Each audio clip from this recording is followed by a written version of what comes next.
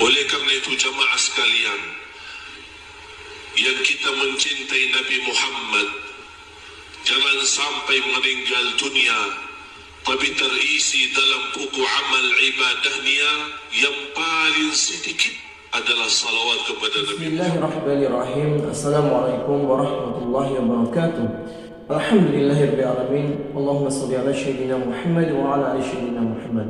Sahabat, teman-teman yang beriman yang insyaallah dirahmati oleh Allah Subhanahu wa taala, pada kesempatan yang sangat mulia ini, yang penuh berkah ini, marilah sama-sama kita ikuti, kita dengarkan, kita simak, kita mencari ilmu kepada guru kita almarhum Sayyid Jabir tentang amalan-amalan yang sangat dahsyat, yang tapi pahalanya sangat luar biasa, yang dapat membantu kita, menyelamatkan kita baik di dunia maupun di akhirat kelak. Untuk lebih jelasnya, mari sama-sama kita simak tayangan berikut ini. Antara kami yang belum haji dan umrah, panjangkan umurnya, sihatkan badannya, murahkan rezekinya, berikan kemudahan bisa haji dan umrah dan ziarah Nabi Muhammad sallallahu alaihi wasallam. Rasulullah bersabda di hadis yang sahih yang diriwayatkan Imam Muslim, "Man shalla alayya wahidatan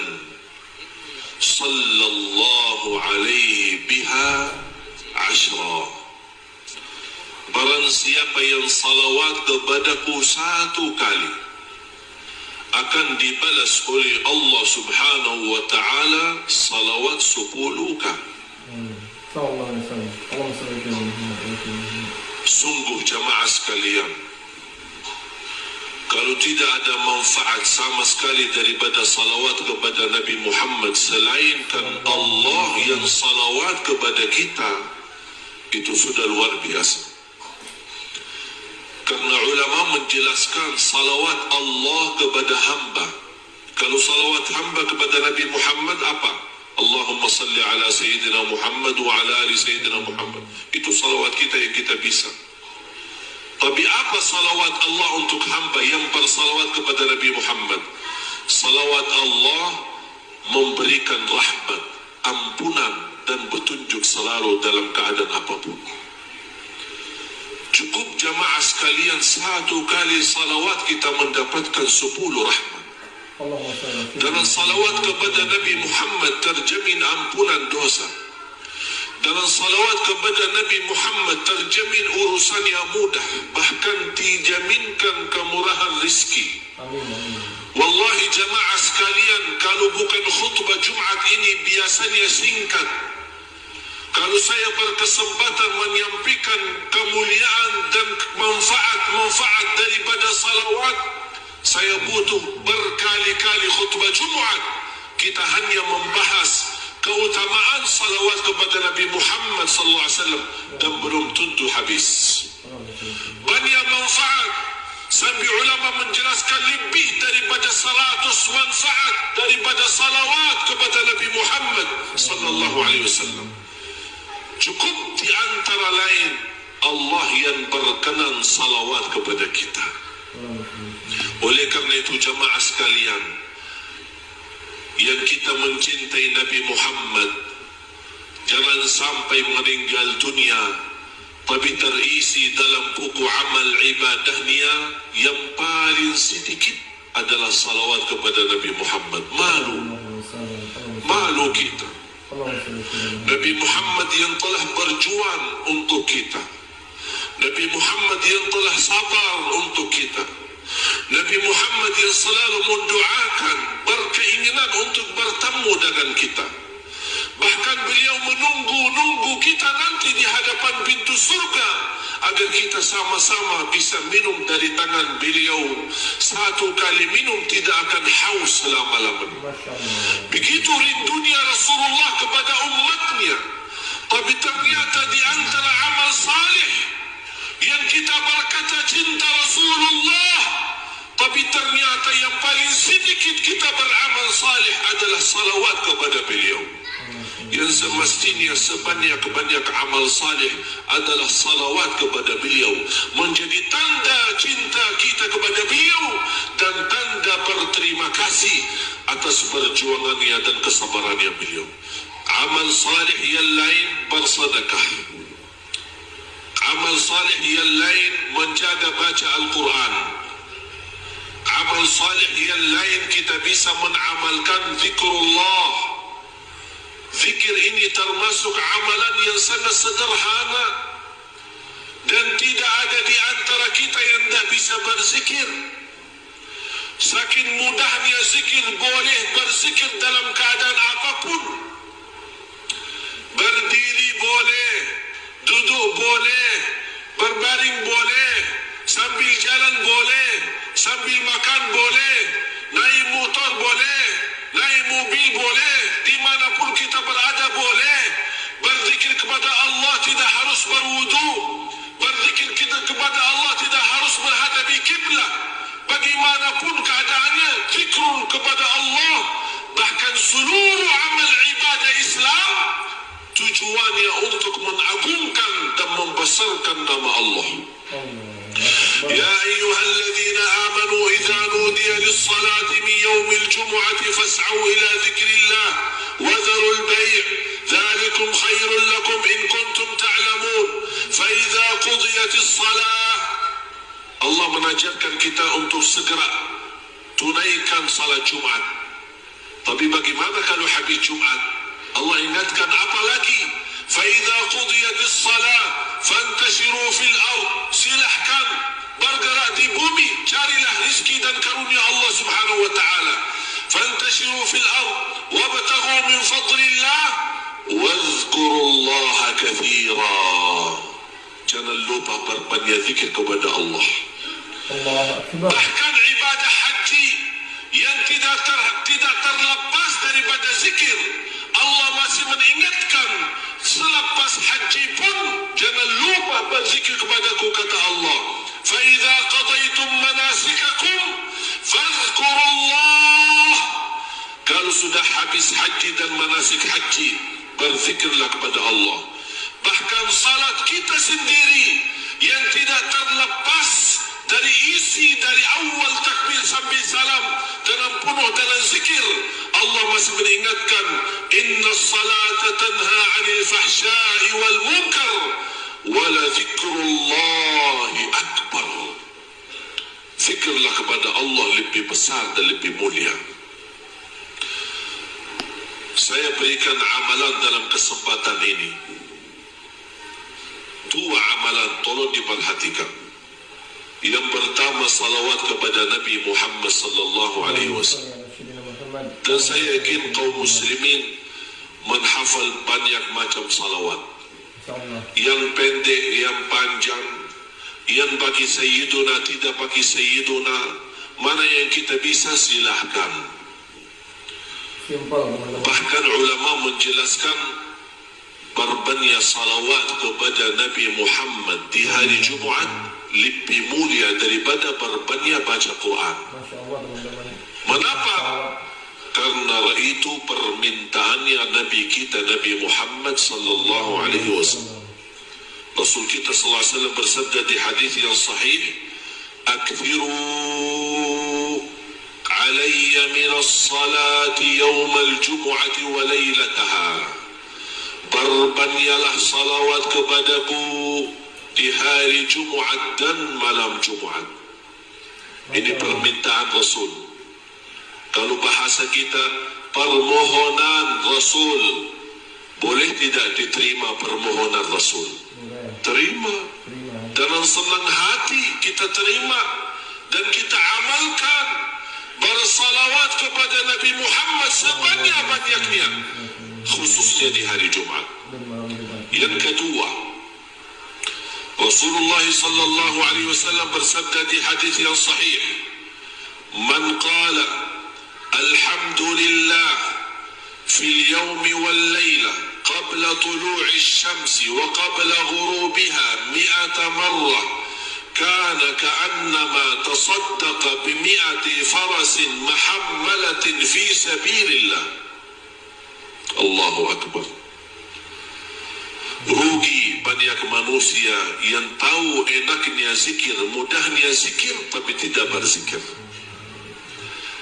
Rasul Rasulullah bersabda, barang siapa yang mengucapkan Alhamdulillah 100 kali, Alhamdulillah saja 100 kali, sebelum terbit matahari di pagi hari dan sebelum tenggelam matahari di sore hari, pahalanya apa? Seperti orang bersedekah 100 kuda perang fisabilillah. Allahu Akbar. Saya menghitungkan Alhamdulillah 100 kali tak sampai 3 minit. Siapa yang mampu bersedekah kuda perang? Tidak ada yang mampu. Tapi dalam ucapan Alhamdulillah saja 100 kali, tidak melebihi 3 atau 4 menit, kita mendapatkan nilai sedekah 100 kuda fisabilillah. Hadis sahih. Oleh kerana itu jamaah sekalian, sebelum terbit matahari pagi hari, kira-kira habis subuh. Dalam matahari sore hari, kira-kira habis asar sebelum maghrib. Ucapkan Alhamdulillah 100 kali setiap hari. Sebaik-baik ucapan yang Allah suka, Alhamdulillah. Afdalul doa, Alhamdulillah. Pembukaan Al-Quran, Alhamdulillah. Bahkan Alhamdulillah lebih berat daripada bumi dan langit. Jadilah orang yang beriman yang suka berzikir, apalagi di 10 hari pertama Dzulhijjah. Karena Allah berfirman, ya ayyuhalladzina amanu dzkurullaha dzikran katsira. Hei orang beriman, berzikir kepada Allah sebanyak-banyaknya. Itu tanda Anda beriman. Karena ada sekelompok bukan orang mukmin, tapi munafik. Siapa mereka yang munafik itu? Apakah mereka berzikir? Apakah mereka salat? Allah berfirman, mereka salat, bahkan mereka suka berzikir. Allah gambarkan, innal munafiqina yukhadi'un Allah wa huwa khadi'uhum wa idza qamu ila as-salah qamu kusala yura'una an-nas. Sifat mereka orang munafik, kalau salat malas. Tapi mengapa salat kalau malas? Riya, takut sama manusia, takut difitnah. Riya karena manusia. Terus apakah mereka berzikir? Wala yazkuruna Allah illa qalila. Mereka berzikir tapi sedikit. Supaya kita jauh dari sifat munafik, apa yang harus kita lakukan? 2 hal. Salat dengan ikhlas, semangat, jangan malas-malasan. Yang kedua, berzikir sebanyak-banyaknya. Enak itu zikir. Masya Allah. Hadis yang terakhir yang saya sampaikan dalam khutbah ini, ada seorang sahabat datang kepada Rasul, ya Rasulullah, tolong berikan kepada aku amalan yang menjamin aku masuk surga bersamamu. Allahu Akbar. Ini permintaan yang luar biasa. Dia tidak minta masuk surga saja, tapi dia minta, ya Rasulullah, tolong kasih aku amalan yang menjamin aku masuk surga bersamamu. Berarti dia tidak mau masuk surga selain bersama Nabi Muhammad sallallahu alaihi wasallam. Rasulullah SAW menjawab, la yazalu lisanuka ratban min dzikrillah. Usahakan basahi lidahmu dengan zikir kepada Allah. Artinya selalu berzikir kepada Allah. Inna Allah wa malaikatahu yusalluna 'alan nabi.